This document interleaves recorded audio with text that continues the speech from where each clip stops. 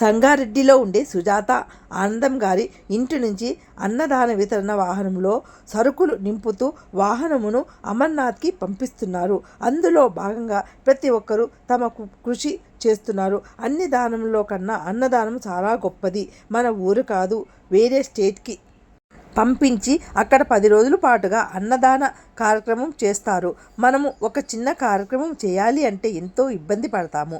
అట్లాంటిది భార్యాభర్తలు ఇద్దరూ ఈ కార్యక్రమానికి నిలబడి వచ్చిన భక్తులు ఆకలితో ఉండకూడదు అని కడుపు నిండా తిని మనసారా ఆ దేవదేవుణ్ణి అమర్నాథ్ స్వామిని దర్శనం చేసుకోవాలని వాళ్ళ ఆకాంక్ష. అడుగడుగునా మృత్యువు పొంచి ఉన్న దారి. కనురెప్ప వేస్తే అంతు చిక్కని లోయలోకి జారిపోయే ప్రమాదం. అయినా సరే లక్షలాది మంది భక్తులు ప్రాణాలను అరచేతిలో పట్టుకొని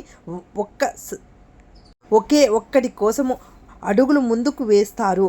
అదే అత్యంత కష్టమైన, కఠినమైన మరియు పవిత్రమైన అమర్నాథ్ యాత్ర.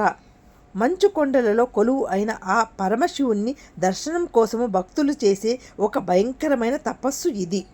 ఏడాదిలో కేవలం 45 రోజులు మాత్రమే అవకాశం ఉండే ఈ యాత్ర అంత సామాన్యమైనది ఏమీ కాదు. చుట్టూ ఆకాశాన్ని తాకే ఎత్తైన కొండలు, కిందకు చూస్తే గుండెలను పిండివేసే లోయలు, పైకి వెళ్తున్న కొద్దీ ప్రాణవాయువు అందనంత ప్రమాదకరంగా వాతావరణం మారుతుంది. ఇక్కడ ప్రకృతి 5 నిమిషాలకొకసారి తన రూపాన్ని మార్చుకుంటుంది. ఒక్క క్షణం భరించలేనంత ఎండ, మరుసటి క్షణమే కుండపోత వర్షము, ఆ వెంటనే రక్తాన్ని సైతము గడ్డ కట్టించే కఠినమైన చలి. ఇలాంటి పరిస్థితులలో ప్రయాణిస్తున్నాము అంటే మృత్యువుతో ముఖాముఖి తలపడటం. ఏ మాత్రము యామారు పాటు ఉన్న అడుగు కాస్త స్లిప్ అయినా ప్రాణము గాలిలో కలిసిపోవలసిందే. మృత్యువు మన వెనక నడుస్తున్న, చావు బతుకుల మధ్య పోరాటం చేస్తున్న యాత్రికులు వెనక అడుగు వేయరు.